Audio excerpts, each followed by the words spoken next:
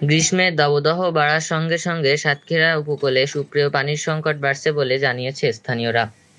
উপকূলবাসী বর্ষার শুরু থেকে আশ্বিনের মাঝামাঝি সময় পর্যন্ত সরাসরি বৃষ্টির পানি পান করে থাকেন। শুষ্ক মৌসুমে সংকট ঘনীভূত হয়, আর জলবায়ু পরিবর্তনের ফলে এর সংকট শুধু বাড়ছেই বলে জানান তারা।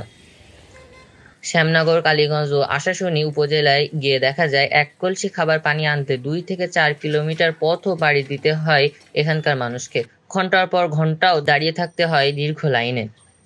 তারা জানান, সুপেয় পানির সংকটের বড় কারণ লবণাক্ততা।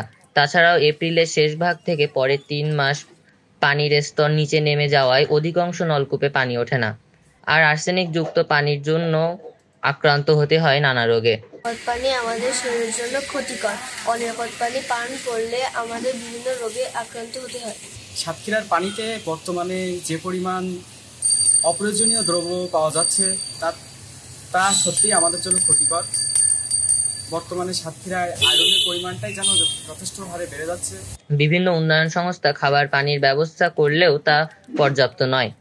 এমন পরিস্থিতি থেকে উত্তরণে দ্রুত পানির সংকট সমাধানের দাবি জানিয়েছে এলাকাবাসী। তাসনিমুন নিশান, hello.bdnews24.com, সাতক্ষীরা।